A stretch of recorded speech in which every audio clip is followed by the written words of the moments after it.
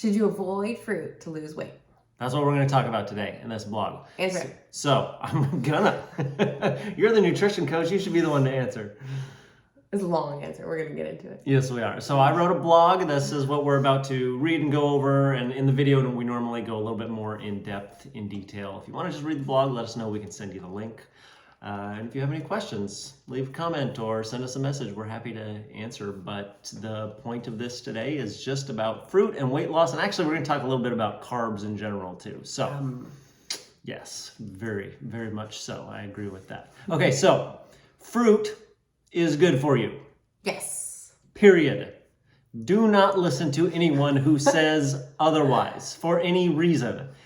And that could almost be the end of the video or the blog, in general, but it's not. It could be, but with different goals come different strategies. Totally. So specifically, if your goal is to lose weight, that's what we're talking about. And the way you think about fruit then can actually have a big impact on your results.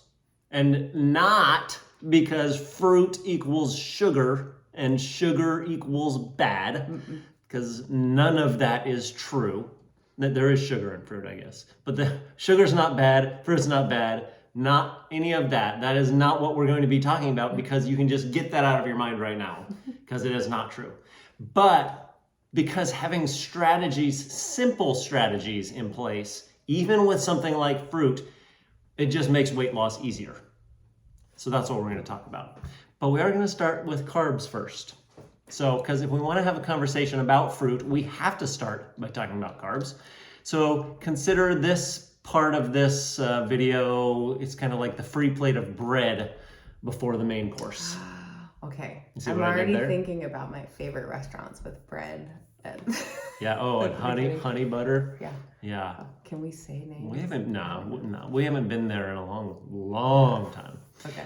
So the reason I put that in there, because we're talking about carbs. And when I think of carbs, personally, I think of bread. Oh, yeah. What do you think of?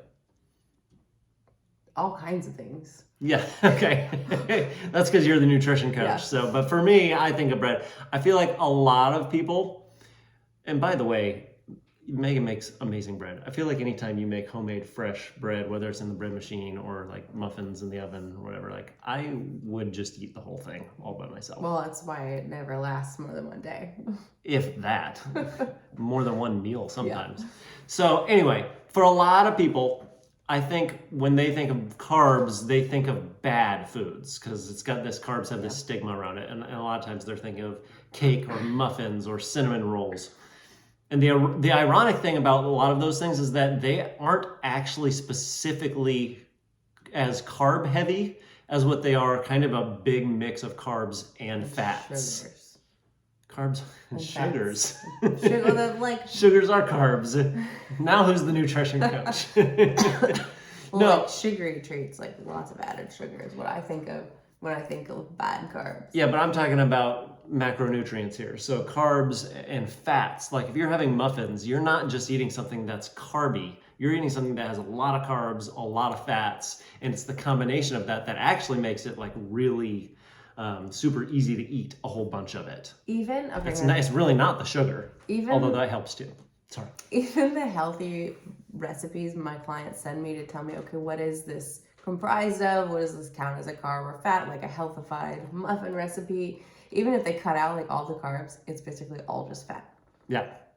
So yes, so when you think of carbs, if you're thinking of stuff like that, it might not actually be something that you would consider a carb necessarily anyway, or it might be carbs and fats. If we're just talking about carbs, you want to know what something what's more strictly a carb than, say, a slice of cake? Broccoli. Or really any vegetable. That's more of a carb than what cake is. So, and here's my point, is that carbs are not inherently bad, because vegetables aren't bad, you know this. So carbs are not bad. Even the bad stuff, bad, I put it in quotes because we don't actually call any food bad, but the stuff that people think of as bad, it's not really that bad. Eating healthy and losing weight is more nuanced than a list of foods that you can and can't eat, which is good, because for me, and I know this is true for you too, if losing weight meant that we had to give up delicious foods, than like, or delicious carbs even, like pizza, then we would not want to do it. It wouldn't be worth it. It wouldn't be as enjoyable of living. And be like, that's okay, I'll keep the weight. I want the pizza. Which I hear that a lot in people, but we're going to talk about that in a second, I'm sure. I hear a lot of people say, I would rather just enjoy the food I'm eating than lose weight. Yeah, I don't know that we're going to talk about that necessarily, but that is kind of what I wanted to start the conversation with this around was that. So continuing on the carb track before we get more specifically into fruit, which we're about to, how much carbs can you have? How much is okay? The exact amount that you should be eating day to day varies tremendously from person to person. There is no calculator that can get it right. Yeah. Because it doesn't know your own personal body unless you go into a science lab and hook up to all the machines and actually calculate what your body is doing. There will be no guessing with a calculator. You have to actually look at all the different things going on in your life. I'm sure you've got a list, but you can use that as a starting point and then tweak it. Well, and not only that, there is no exact number that you need anyway. It's very much a range. But yes, so the list I was going to go over, that all the things that impact how much carbs you need to be eating. It's how active you are, what's your current weight, what's your desired weight, how quickly do you want to lose weight, how much do you love carbs, that's important. What carbs are you picking when you're eating them? So many things. What are the other things you're eating? Right, everything besides the carbs, what are you having? Yeah, so, but just to put it into perspective, how much this can vary from person to person, I sometimes eat as much as 11 cupped hands of carbs per day. So 11 portions of carbs, whereas Megan will sometimes eat as few as 3. So, and to keep in mind, like my hands are bigger than hers too. So we're talking about, you can't really see that, that's okay. But yeah, we're talking about, I eat sometimes as much as easily 4 times the amount of carbs as what Megan is eating. And we're both getting the right amount. Now, notice she isn't like cutting out carbs. We're not saying that, but the difference between what 2 people need can be very, very different. And if you don't know what we're talking about with cupped hands of carbs, that's just, you can kind of ignore that for now. It's a simple way of knowing and looking at your plate and going, okay, how many carbs am I having? The point is, think of it as portions. I have 4 times the amount she does. Did you want to say something? No, I mean, it's not too relevant, but I was just gonna say there are some times, depending on my goal, where I need to have like 8 or 9 or 10 too. So don't be discouraged, women, when you hear, oh, I can only have 3 carbs. That is just depending on your goal. That's a good point. Yeah, because it can change not only from person to person, but it can change even just for yourself depending on your own goals. Yeah. So depending on where you're at with, because we're talking about weight loss specifically, that the number will change for you. And really, like Megan said, there's no way to just go, this is the number, I know this is right. That's what we do to help people, is to go, let's start here. We can gauge the results and we can just tell you what to do so that you don't have to figure it out, because it takes some knowing what you're doing. And we know what we're doing, so that's what we can help you with if you hire us and work with us as your coaches. For now, for the rest of this blog, this video, all you need to know is that carbs are not bad for losing weight. In fact, it actually makes weight loss easier when you do have carbs on a regular basis. Mentally and for all the sciencey reasons. Yeah. Okay, so now, what does this have to do with fruit? So almost all fruits are carbs. The only one I could think of off the top of my head that wasn't was avocado, which is a fat, but there may be others. But pretty much almost all fruits are carbs. So that's why we've been talking about this. As far as carbs go, fruit, any kind of fruit, tends to be one of the better choices that you can make because it's full of all kinds of different nutrients that your body needs. Yeah. So remember, this is not about good or bad foods. It's about knowing what's a better choice for you in any particular situation. So sometimes it really is better for you to have a slice of cake because you're at a party, you want to participate and enjoy yourself, be part of the social gathering that's going on, and so having that cake is actually a better choice than saying I'm not gonna eat this carb. Other times, maybe it's just when you're bored at home and you just want a snack. Maybe in that instance, it's for your weight loss goals, it's better to have a bowl of strawberries. rather than like a bag of chips out of the pantry. Not to mention you're going to feel better and have more energy if you make the choice to have those strawberries more often than what you make the choice to have the chips. Or maybe sometimes it's just choosing more of the more nutritious choices and then scaling back on Some of the other the ones. other nutritious Yeah. choices too. Yeah. So it can look so many different ways. And so once you have a good idea of how many portions of carbs you can have each day, once we help you understand that, then you can strategize exactly what you're talking about. How much of that should be fruit specifically? How much of it should be other types of carbs? So, and that can change from day to day, but there's two things that I want you to keep in mind. So number one, having fruit makes room for other carby treats. So for example, let's say you know that, like Megan, maybe you're on the lower side, you can only have 3 to 4 portions of carbs per day when you're losing weight, because that's what we're talking about. So there is a big difference in overall calories based on whether those carbs come from spaghetti or rice or donuts or blueberries. The calories will be very different for all of those things. And calories, by the way, log this in your brain and keep it there. Calories are the only thing that directly affect your weight loss or your weight in any direction. It's all based on those calories. So with that in mind, the more often you choose fruit as one of your carbs for the day, the more it's going to balance out and allow you to eat other carbs like pasta or sugary treats or whatever. Having those higher calorie carbs, you're going to be able to have that without affecting your weight loss. The more often you're going, for this carb, I'm going to have blueberries or whatever. Fruits tend to be lower in calorie as a carb choice. So you may even find the more you're choosing fruit, that those 3 to 4 portions of carbs that you're allowed to have each day can actually be higher. You may go, you know what, I can actually have 4, 5, or 6 carbs a day because I'm having most of them are fruit anyway, and that's keeping my calorie intake low. And that's something we can help you tweak. For sure. Yeah.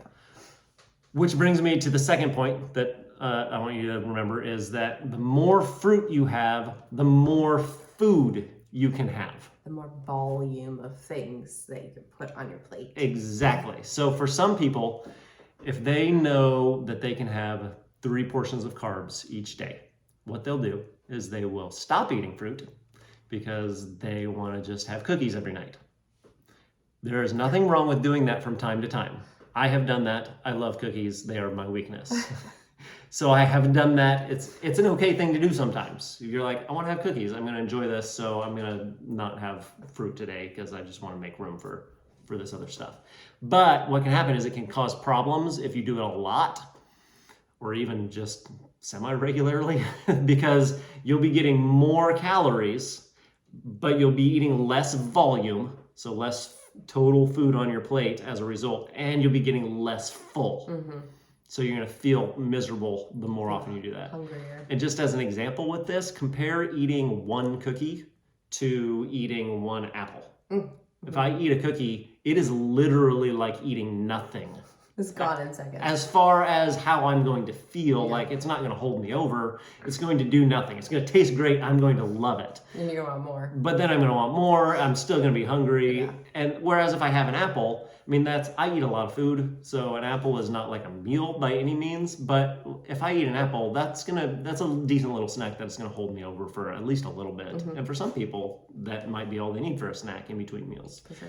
So that's kind of what we're talking about here is that apple is more volume, it's more food. Now you may find that other carbs are more filling than fruit. Maybe that apple isn't the most filling thing. And so like for me, oatmeals, plural, oatmeal fills me up really a lot compared to other foods. Potatoes are another one for me. Could be something totally different for you. I think it's different for different people too. It is. I think you have to start to pay attention and learn Yeah. what it is for you. And so what I'm not saying that you should have fruit all the time. I'm not saying all of your carbs should be fruit.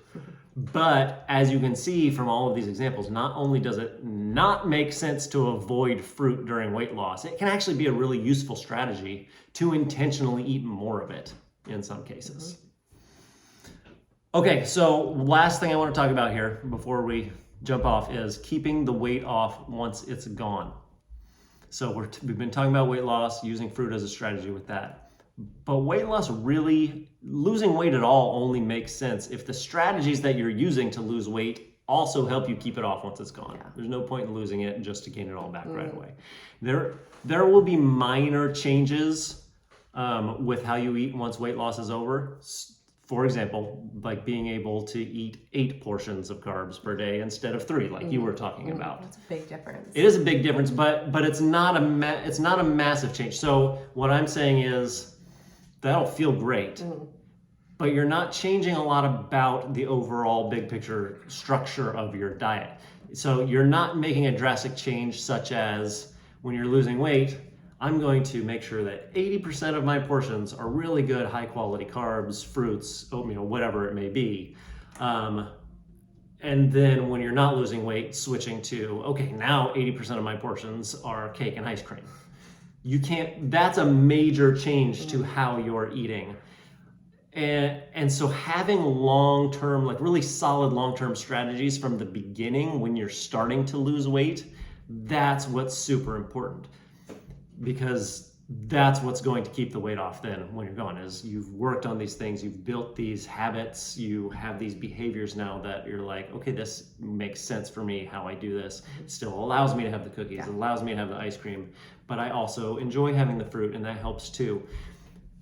And whatever you do as far as like the strategies you're using to lose weight so that you can keep it off later, the most important thing is that you don't waste your time on stuff that is not going to make a big difference for you. So for instance, aiming, all the stuff we've been talking about, aiming to get a better balance of high quality carbs like fruit into your diet, trying to eat more than that or more of it, is way more effective than if I were to just say something really stupid like, blueberries are so good for you. They're a superfood, and so you should probably have like 4 ounces every single morning. That's dumb. But those are a lot of times are the types of things that people hear. They go, how did you lose weight? Oh, I just had 4 ounces of blueberries every morning. It's like, all right, well, that's what I'm going to do. That's not going to make a difference for pretty much anybody. And if somebody thinks it made a difference for them, it was probably something else that they did actually. So the point here is work on things that will make the biggest difference so that weight loss becomes easier for you, because it's going to make your life more enjoyable. And then once that weight is gone, you'll actually be able to keep it off. Yeah.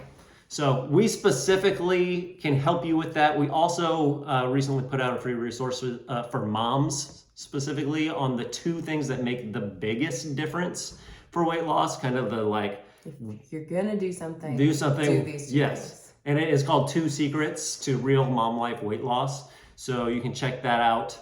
Or like I said, you can message us and we can just get you started with getting results right away and telling you what to do, and so that you don't have to figure this all out yourself. But hopefully that helps you understand that fruit is good for you. It's good for weight loss. It can help with weight loss, and we will talk to you later. Let us know if you have questions. Bye. Bye.